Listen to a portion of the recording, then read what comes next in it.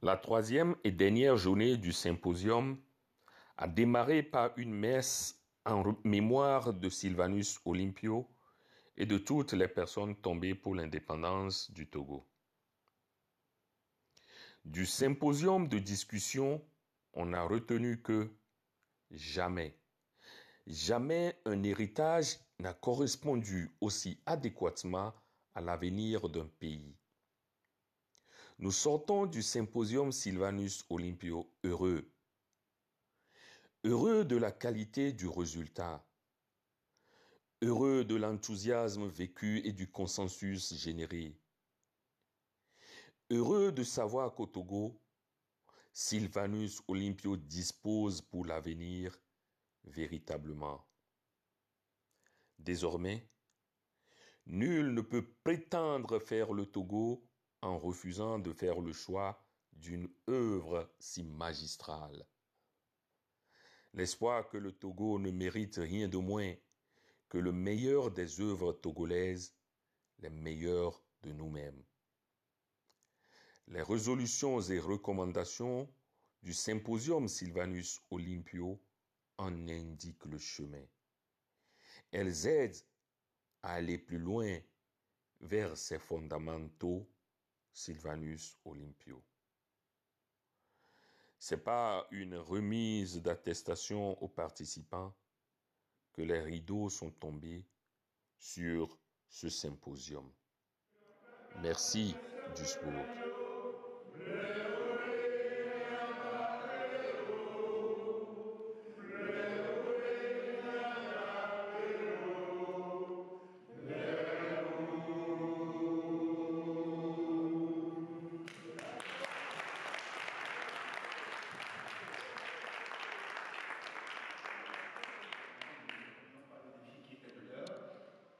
Il s'agissait pour eux de réaliser l'indépendance du Togo. L'indépendance du Togo à cette époque était généralement sous la forme, ou du moins les indépendances en général, étaient obtenues par confrontation ou par cession des pays colonisateurs.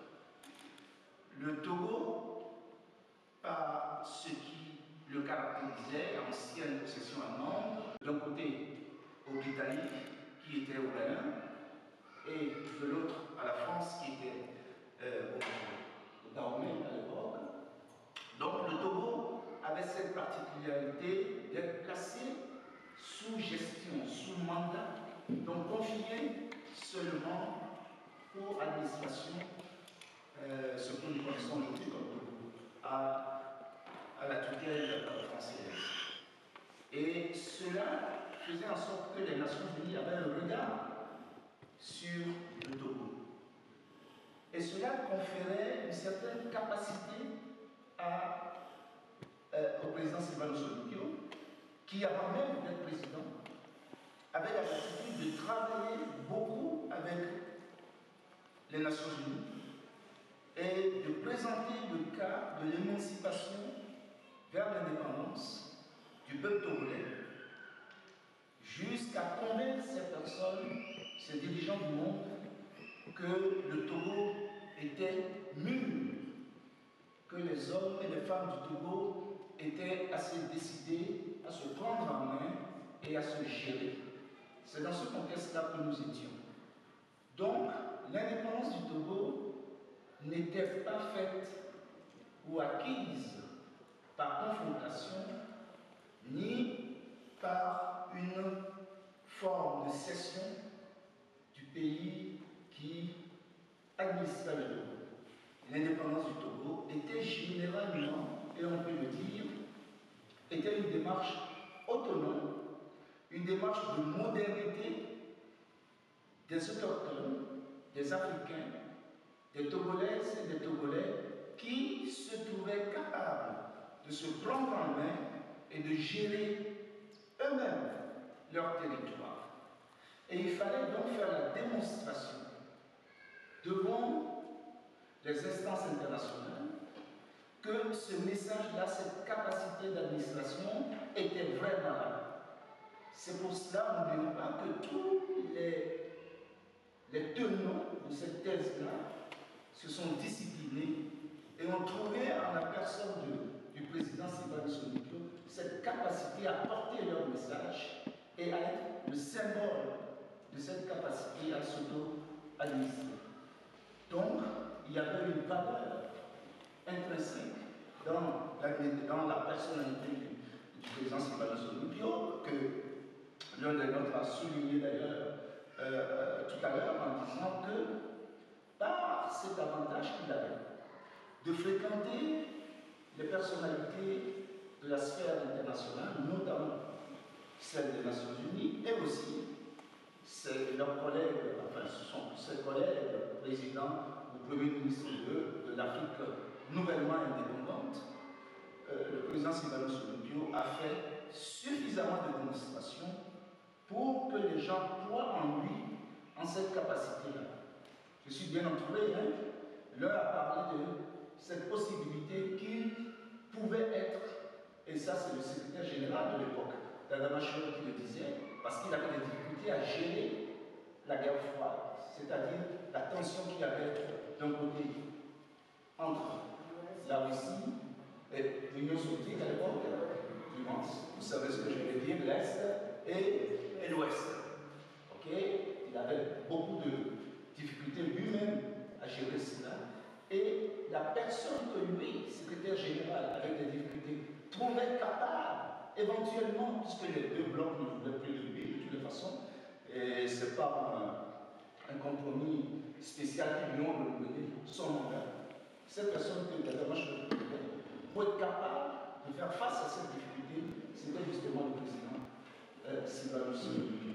Je disais que je suis bien entouré. D'un côté, quelqu'un nous l'a rappelé, et Kako aussi a dit ce matin qu'à l'époque, le président Sylvanus Olympio dirigeait un pays qui était considéré comme le pays le mieux géré de l'Afrique, avec une capacité économique qu'on lui reconnaissait, tant et si bien que les hommes du général, il paraît qu'en France, quand on parle du général, là, on ne parle que d'un seul général, que tous les autres, il faut préciser leur nom. Donc quand le général et ses hommes parlaient et ils reconnaissaient, au contraire du syndicaliste guinéen, le président Sékou Touré, il reconnaissait une capacité d'administration, une capacité de gestion en la personne du président Sylvanus Olympio. Donc, nous sommes face à un phénomène que nous avons laissé en jachère depuis un moment, un phénomène patrimoine grand, reconnu, et c'est à cela que nous commençons seulement à nous attaquer, pour ne pas dire à nous intéresser. Et c'est ce qui justifie un peu tout ce que nous avons essayé de faire et que nous avons réalisé avec fierté depuis hier et surtout aujourd'hui jusqu'à demain. Nous avons parlé des différentes thématiques, en commençant par celle de l'économie en tant que monnaie, comme outil de réalisation d'un pays. Nous y avons ajouté également tout ce que la santé constituait pour un pays moderne et jeune comme le Togo. Et c'était le passage de nos ports que nous avons le bonheur d'avoir à nos côtés.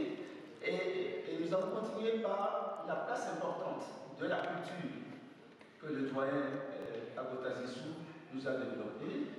Et nous aurons pu ajouter l'éducation, qui était un élément très important également. Les gens étaient envoyés en formation à l'étranger et beaucoup d'entre nous ici, certains de nos parents, avaient bénéficié de cette manne-là d'indépendance du Togo, cette volonté de développer le Togo.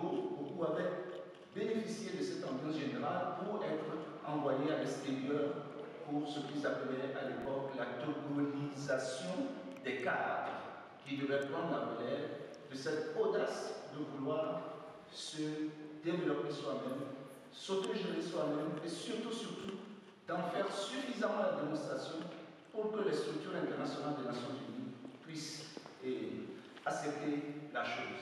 Tout cela, nous pouvons le mettre sous un chapeau, l'intelligence politique. Ça voudrait dire que, à l'époque également, il y avait des difficultés et c'est cette capacité à faire face adéquatement à la difficulté ou aux difficultés qui fait ce que nous appelons l'intelligence politique. Donc, à cette époque-là, eux, ils ont su trouver les chemins les plus adéquats pour arriver avec l'intelligence politique à leurs résultats. Et c'est le défi que nous avons aujourd'hui. Nous avons à faire face peut-être à notre suffisance, peut-être à nos insuffisances, pour pouvoir porter le Togo un peu plus loin dans le sens que nous voulons. Et cette intelligence politique était à l'ordre du jour et une des nôtres devait présenter le sujet, tout comme celui de l'éducation qui revenait au professeur Egawa Assoba qui a transmis sa contribution. Mais je veux revenir sur la contribution de Delali, qui n'est pas dans cette salle aujourd'hui pour des raisons malheureusement très pertinentes. Et Delali avait eu comme sujet de nous révéler un peu cette intelligence politique que les premières personnes avaient eu pour arriver à leur objectif. Et elle a identifié 3 points dans la démarche qu'elle devait nous communiquer aujourd'hui. Dans ses recherches, donc elle a trouvé qu'il y avait de la vision.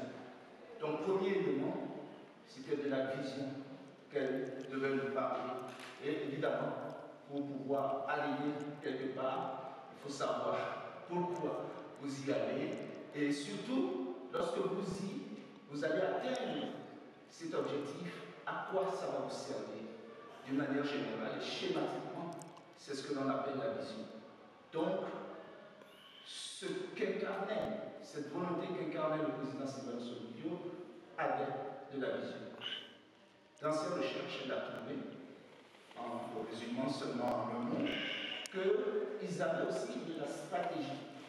Ils voudraient atteindre ce point, mais comment je fais par rapport à toutes les difficultés qui jonchent mon chemin, les contourner, parfois attendre que ça passe, ou carrément trouver les moyens de les affronter. Dans tous les cas, les déjouer suffisamment ou les amoindrir et surtout progresser jusqu'au résultat. Elle a dit que probablement, à travers leur connaissance que ces gens avaient, à travers les relations et un certain nombre d'éléments, ils avaient la stratégie ou les bons moyens pour arriver au résultat, puisqu'ils y sont arrivés malgré les défis. Le troisième élément qu'elle aurait bien aimé nous communiquer, que j'ai retenu de sa présentation, c'est ce qu'on peut appeler la résilience. Alors, le défi est le nôtre aujourd'hui. À travers toutes ces communications, sommes-nous préparés, nous, d'aujourd'hui, sommes-nous suffisamment préparés pour pouvoir atteindre ces objectifs? En économie, vous avez fait un travail extraordinaire, parce que j'ai remarqué sur le graphique, au début, les taux de croissance, pour ne m'arrêter que sur cet élément-là, étaient comme annuels. J'ai remarqué 60, 62, 63, 64, les données que vous aviez. Et puis après, c'est un bond entre 70 et 80. Bon, voilà. Et après, mais sur le long terme, moi, je m'intéresse beaucoup au développement. J'ai quitté la croissance depuis très longtemps, parce que c'est la qualité que l'on retrouve dans le développement. Et dans le long terme, on voit les effets de la croissance, on les retrouve, si ce sont des croissances durables, on les retrouve dans le concret qui est celui du développement. Donc, cet exercice que nous faisons aujourd'hui, nous le faisons pour revenir sur tous ces points-là qui ont été développés, mais nous le faisons aussi pour nous lancer vers l'avenir, c'est-à-dire voir essentiellement ce que nous pouvons retenir demain. Demain étant demain, dimanche, pour conclure ce symposium, et demain étant également l'avenir. Comment est-ce que, déjà à partir de ceci, nous pouvons nous projeter vers l'avenir?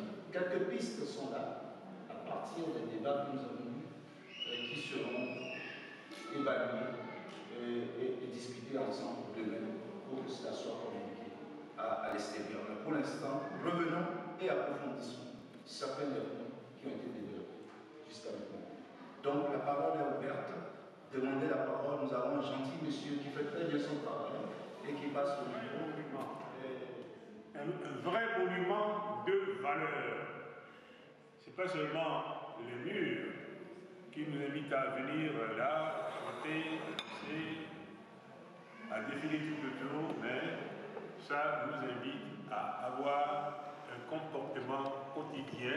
Chaque regard que nous portons sur ce monument, par chaque lecture que nous faisons de ce monument, eh bien, la nation togolaise naissait en chacun de nous et naissait en tous les fils du Togo. Et c'est pour cela que j'ai jugé nécessaire d'en parler dans ce symposium sur Sylvanus Olympio.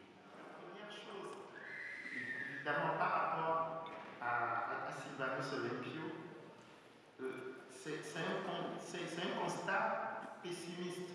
C'est-à-dire qu'en économie, il y a une théorie qui s'appelle la théorie de la dépendance vis-à-vis du sentier.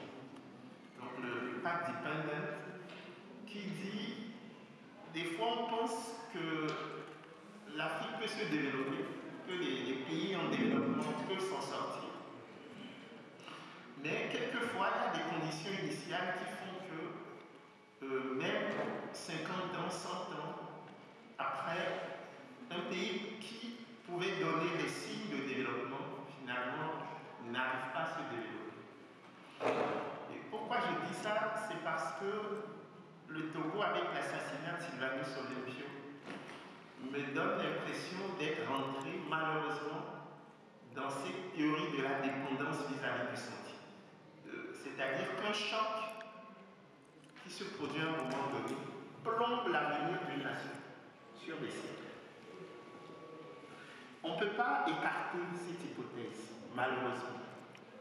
Et c'est d'autant, ça fait d'autant plus mal qu'on voit, à la lumière de ce qui a été dit depuis ce matin, le génie qu'il y avait autour de, en fait, dans la vision de Sylvanus Olympio, qui a été rappelé. Donc ça, c'est le premier constat que je pourrais faire, c'est que malheureusement, nous ne sommes peut-être pas au bout de nos peines en termes de gestion de l'après Sylvanus Olympio. Deuxième chose, c'est que Sylvanus Olympio était en avance sur son temps par rapport au débat sur le CFA. Parce que lui, il a mis ça au cœur de son programme dès 1958. Parce qu'il était aussi contraint, n'étant pas de l'AOF, il avait une responsabilité que les dirigeants de l'AOF n'avaient pas. C'est que lui devait gérer l'avenir d'un pays qui n'était que sous mandat français. Mais le débat sur le franc CFA, vous le constaterez, n'aura lieu que 10 ans après, en 1972, quand des pays comme le Niger, le Congo et paradoxalement le Togo du général Yagueba vont poser le problème à Georges Pompidou, le président français de l'époque. Et donc c'est 10 ans après Sylvanus Olympio que le débat autour du CFA va s'ancrer et va engendrer les réformes monétaires de 1973 et notamment l'africanisation des cadres, le fait que la BOAD ait été créée au Togo et le fait qu'on ait ramené les sièges des banques centrales en Afrique. Parce qu'il faut savoir que jusqu'en 1978, le siège de nos deux banques centrales, BCAO et DEAC, c'était quand même rue du Colisée dans le 8e arrondissement parisien. Et donc, c'est quelque chose qui n'est pas anodin. Troisième et avant-dernière chose que je voudrais dire, c'est qu'à l'heure actuelle, et pour l'avenir, je crois que le débat sur le CFA revêt deux dimensions, qui ne sont pas disjointes l'une de l'autre, mais qui ne sont pas identiques. Il y a une dimension qu'on pourrait qualifier de symbolique, qui renvoie à la souveraineté, qui renvoie à l'unité de compte, qui est la première fonction de la monnaie. C'est le nom de la monnaie, le nom CFA. Moi, je plaide pour qu'on change le nom de la monnaie.